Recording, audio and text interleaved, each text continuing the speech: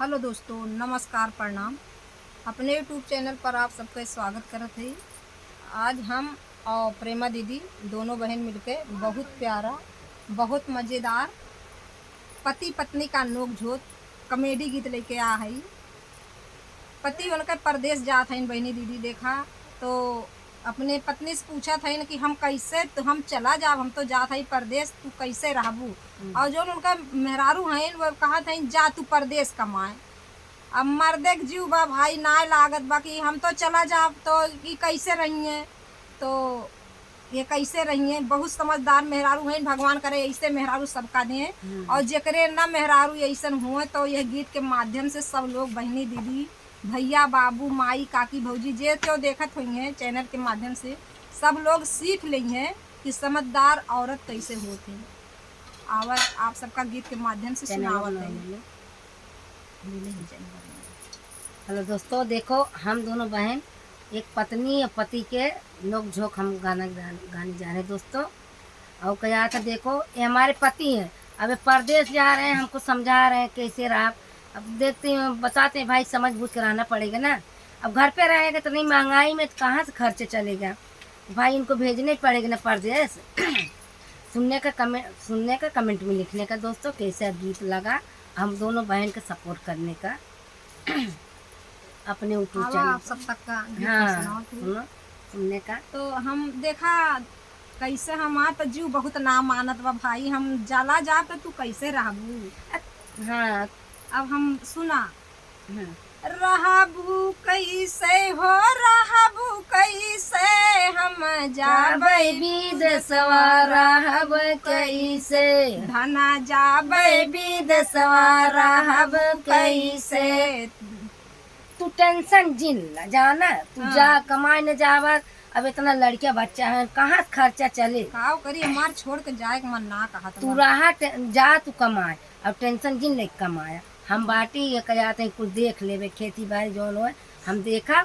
अब तू जा कमा, न कमावत कहाँ खर्च चले। तू बतावा कैसे रहब। ऐसे ही रहब, जेरम धीरज हो जाए, तसल्ली हो जाए कि तू कैसे रहब हमें भले, रहब हमें भले, तू जा कमाई, रहब हमें भले, तू जा कमाई, रहब हमें भले। सासु ससुर जे सेवा करे, सास ससुर जी के सेवा करे बई, वनहु के गोड़वा दबई वनहु के गोड़वा दबई हुआ बने कई हम रहब से पिया जाया विदेशवा रहब से। अरे वो नहु के गोड़वा दबई से पिया जाया विदेश रहब से, पिया जाया विदेश रहब से।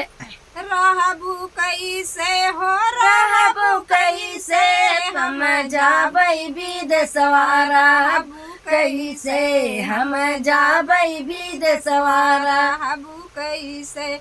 हमार मन ना लागत बा हो, हम कमाए चला जाब तो तोहार क्या होए। तू टेंशन जिन कुछ कहे सुने तो कैसे कहबू। देखा हम कैसे रहब। जेठ जेठानी के लड़का खेलईबे, जेठ जेठानी के लड़का खेलईबे, खनवा बनैबे खियाइबे उनके, खनवा बनैबे खियाइबे उनके, उन छोटी ने बन के रहब से, हम छोटी ने बन के रहब से।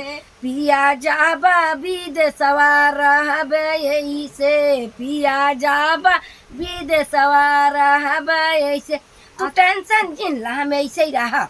अच्छा ठीक बा, हाँ ठीक बा, तो हम जात है, लेकिन अब का बताई, हमार तो तनको मन ना नहीं तू टेंशन जिन ला जाई। लेकिन छोटी बहिनिया, छोटी नदिया, नदिया बहिन जैसे मन बहे, लहुरी नदिया बहिन जैसे मन बहे, सखिया सहेलिया के वो नहीं के जन बहे, सखिया सहेल से वो नहीं के जन दिलवा के बतिया कहबे ओने से, दिलवा के बतिया कहबे ओने से, पिया जाबा विदेशवा रहबे यही से, पिया जाबा विदेशवा रहबे यही से, रहबे यही इसे हो रहबे यही से, पिया जाबा विदेशवा रहबे यही से, पिया जाबा विदेशवा रहबे यही से।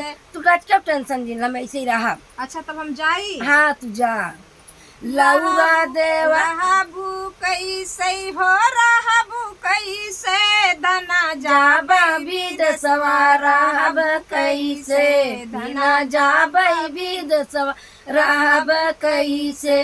लौरा देवरवा के भाई जैसे मन बे, लौरा देवरवा के भाई जैसे मन बे, अरे भौजी बन के के रहब उनके, अरे भौजी बन के रहब उनके, पिया जाबा विदेशवा रहब यही से, पिया जाबा विदेशवा रहब यही से, हे रहब यही से हो रहब यही से, पिया जाबा विदेशवा रहब यही से, पिया जाबा विदेशवा रहब यही से। तो ठीक बा हम जात है ना। हाँ तुरंत क्यों टेंशन जिनला, हम ऐसे रह पाई। हाँ। तो हमार फिक्र छोड़ देती एकदम तो से। ठीक बा, देखा बहनी दीदी भैया बाबू हाँ समझ हमार मेहरारू बहुत समझदार बाटिन।